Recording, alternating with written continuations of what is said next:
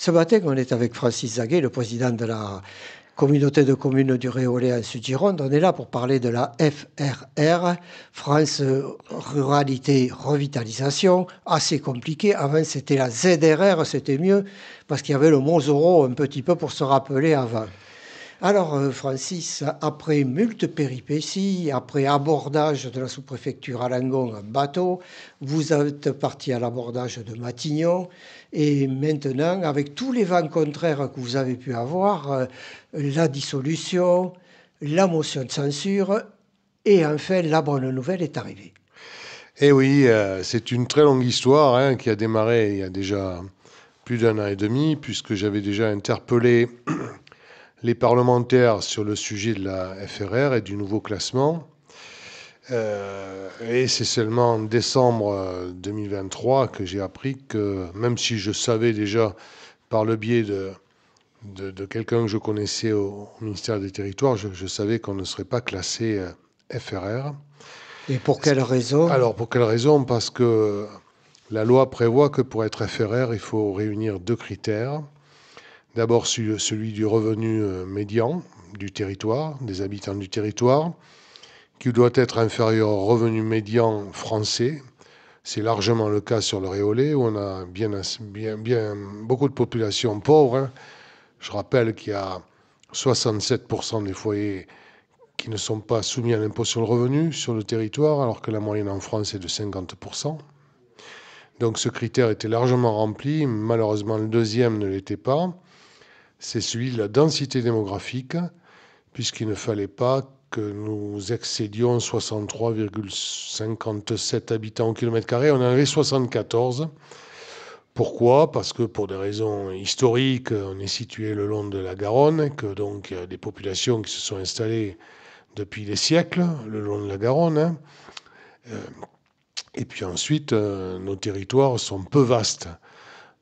À titre d'exemple, la plus petite commune de la CDC, c'est Saint-Laurent-du-Plan, qui fait 2,38 km².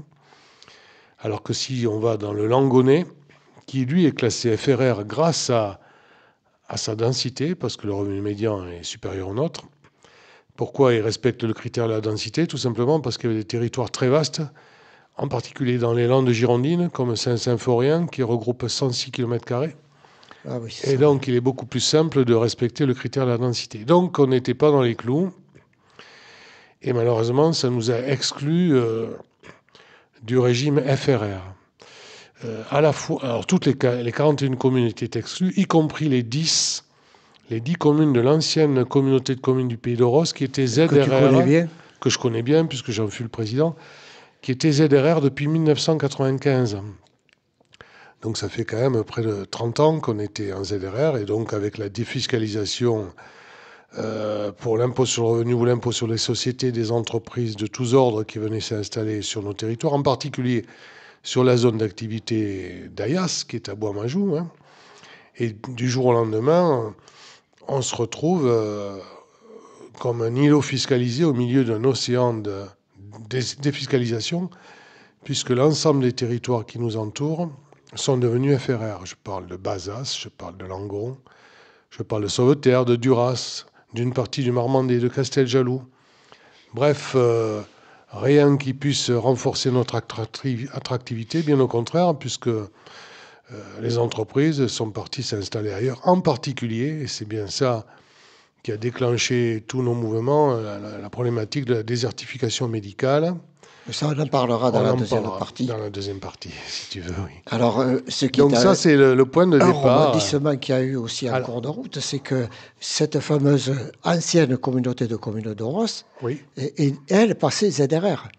Alors, FRR, pardon. Elle était ZRR, elle est passée FRR du fait du prince, si je puis dire, puisque on a fait un peu de barouf quand même. Hein. Tu l'as rappelé, Francis, même si on n'a rien cassé. Hein.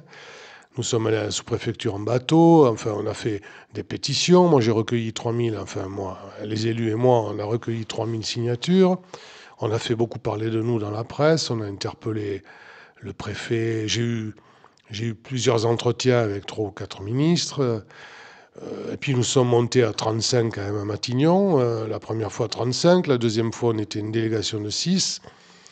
On a été défendre le morceau et notre territoire à Matignon, à tel point que ça a déclenché un mouvement en France également. Ce qui fait que le Premier ministre Gabriel Attal a réagi en rattrapant, au mépris de la loi d'ailleurs, en rattrapant les 2168 communes qui avaient été sorties en raison des nouveaux critères, dont les 10 communes de l'ancienne CDC de Ross. Et il a décidé de les rattraper. Ce qui faisait une CDC bancale, alors. Exactement. On se retrouvait donc avec une CDC à 2 vitesses, avec 10 communes d'un côté qui étaient FRR, et puis de l'autre, 31 communes qui n'avaient que leurs yeux pour pleurer. Ça, c'était pas entendable, c'était pas possible. Alors même que ma commune, dont je suis le maire, Pont-de-Roi, était classée FRR. Pour autant, je ne pouvais pas admettre qu'il y ait de telles discriminations sur notre territoire. Et on a décidé de poursuivre le combat. D'abord en intentant un recours. Et on s'est dit, si on fait recours contre ce que j'ai appelé tout à l'heure le fait du prince, on aurait gagné au tribunal. Et je pense que ça pouvait faire peur au gouvernement. Et puis ensuite, on a pris un avocat. Et puis on a beaucoup travaillé sur un nouvel amendement qu'on a proposé pour intégrer au projet de loi de finances. Et là, je remercie vivement Mathias Robin, Saint-Martin-de-Sescas, qui s'est occupé de cet amendement, qui a beaucoup travaillé avec la DATAR, avec l'INSEE, avec beaucoup d'agences d'État, pour arriver à rédiger un amendement qui nous permette d'intégrer le réseau FRR sans pour autant que ça coûte cher en termes de finances publiques à l'État, parce que on m'a toujours dit, la ministre Dominique Faure me l'a dit, Thomas Cazenave, le ministre du Budget aussi, me l'avait dit, c'est coûteux, disait-il. FRR coûte à peu près 400 millions par an à l'État. Je leur ai fait remarquer que 400 millions, c'était jamais que 0,25% du déficit budgétaire. Si on le ramène à la dette, je n'ai même pas besoin d'expliquer, c'est rien du tout, c'est peanuts.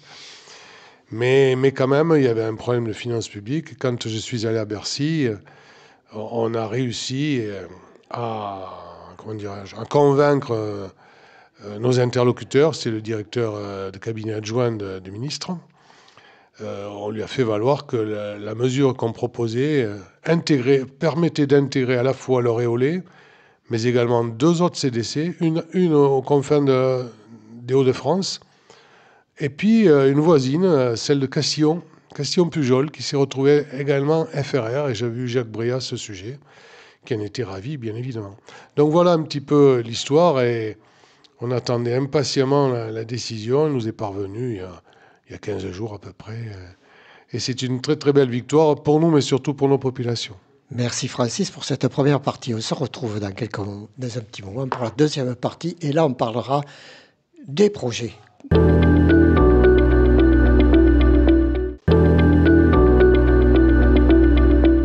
On est de retour avec Francis Zaguet, le président de la communauté de communes du Réolais en Sud-Gironde. Alors Francis, que va apporter cette FRR maintenant à la communauté de communes? Quel va être le développement? Alors maintenant qu'on est FRR, moi j'ai demandé à tous mes services de muscler, et au vice-président Philippe Camon, Goliath, de muscler la communication. Il faut absolument que nous fassions savoir qu'aujourd'hui nous sommes à égalité avec tout le monde et qu'on a tous les éléments d'attractivité requis pour accueillir de nouvelles entreprises et des nouveaux professionnels de santé. Oui, parce que là, à l'heure actuelle, la maison de santé rurale est bien malade. Oui, en effet, la maison de santé rurale est en grande difficulté. Elle est portée par la communauté de communes dans le cadre d'un contrat de location-vente engagé en 2014 sur une période de 12 ans. Ça consiste à ce que la CDC a bâti l'immeuble, a été chercher des subventions et a supporté le net à payer via un emprunt qu'elle paye, évidemment, mais qu'elle se fait rembourser auprès des professionnels de santé, qui au départ étaient 24. Aujourd'hui, au fil des ans, ils ne sont plus que 8. Et donc, ils se retrouvent dans une situation inextricable puisqu'ils sont 3 fois moins à payer la même somme. Et donc, au fil des ans, beaucoup n'y arrivaient pas, ou alors ils sont partis pour des raisons personnelles, même un décès, il y a eu un décès, ou les retraites. Et du coup, ils sont beaucoup moins, ils n'arrivent plus à payer, à tel point qu'ils nous ont demandé de dénoncer le contrat location-vente. Ils veulent, dans les prochains mois, devenir simples locataires. Mais au passage, la communauté de communes doit leur rembourser une partie des avances qu'ils ont faites à la CDC, puisque c'était une avance sur achat. C'est comme un acompte ou des arts. Ils en demandent le remboursement. Donc j'ai négocié avec eux et on va procéder à un remboursement, mais partiel, puisque s'ils avaient été simples locataires, ils auraient bien sûr payé un loyer. Et dans ces conditions, il faut imputer sur les remboursements de compte courant les loyers qu'ils auraient dû payer. Et également, il est question de leur rembourser une partie des travaux qu'ils ont fait de leur propre chef, en particulier la climatisation. Bref, si on remet tout ça en place, la communauté de communes va devoir se lancer dans un nouvel emprunt d'1 million. Mais en face, on va avoir des loyers. Les professionnels de santé n'y suffiraient pas. Et on a eu la grande chance que l'hôpital, en l'occurrence son directeur, M. Mazin, nous a sollicité dans la mesure où il y avait des espaces encore libres, en particulier l'ancien local du kiné, puis celui des infirmiers, ce qui fait à peu près 85 mètres carrés. Et ce qu'ils souhaitent, c'est installer à cet endroit un centre de périnatalité, qui était jusqu'à présent dans l'hôpital, mais dans des locaux plutôt vétustes, peu fonctionnels. Et donc, ils viennent chez nous, ils vont donc payer un loyer. Alors, quand on parle de FRR maintenant, est-ce que justement ces professionnels de santé qui manquent un petit peu sur tout le territoire, est-ce que vous avez espoir de pouvoir colmater la brèche? Ah ben, bien sûr qu'on a l'espoir. On a même quelques certitudes. Tiens, pas plus tard que ce début de semaine, non, la fin de la semaine dernière, j'ai un jeune du coin, du Réolais, qui a démarré son activité de kinésithérapeute et qui s'est installé à Bazas. Pas pour rien, hein. Non. Et parce que là-bas, ils sont FRR. Donc, il y a une défiscalisation d'impôt sur le revenu pendant 8 ans, quand même. C'est pas négligeable, hein.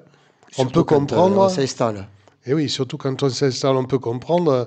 C'est tout à fait humain, même si, sur le plan de la moralité, on peut toujours en discuter. Mais c'est tout à fait humain de vouloir conserver ses sous. Bon. Eh bien, ce jeune homme m'a appelé, sachant qu'on était devenu FRR, pour voir s'il y avait de la place dans la maison de santé. Et s'il n'y a pas de place dans la maison de santé, parce qu'il faut quand même 50 mètres carrés, ce qu'on n'a pas forcément, on va lui trouver un local dans l'Aréole pour qu'il puisse revenir au Bercail.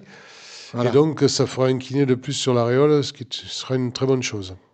Et au niveau médecin, c'est toujours compliqué. Alors, oui, c'est compliqué au niveau médecin, mais il y a beaucoup de travail qui est fait au niveau de la maison de santé. Il y a beaucoup de travail aussi qui est fait du côté de Montségur avec le docteur Faget, qui a acheté un immeuble dans le centre de Montségur et qui a fait un espace pour accueillir 4 internes avec des locaux spécifiques pour chacun, puis des locaux communs, ce qui fait qu'à la fois avec le train, à la fois avec de la location qui leur est remboursée puisqu'ils perçoivent une participation, ça va nous permettre d'attirer de nouveaux médecins, je le pense. Et en tous les cas, on s'y emploie et je vous répète... Le message est passé, là. Le message... Ah non, mais moi, j'ai absolument demandé à tous mes services de muscler la communication et on va saisir l'ordre des médecins, Florence Lassarade, qui m'a beaucoup soutenu dans ce combat, au même titre, je tiens à le dire, que l'ensemble des parlementaires d'aujourd'hui ou d'hier, ils m'ont beaucoup soutenu dans ce combat, que ce soit à droite ou à gauche. Hein. Voilà, donc je tiens à le rappeler. Quelque part, il y a de l'intelligence qui reste. Exactement, ça a été tout à fait transpartisan.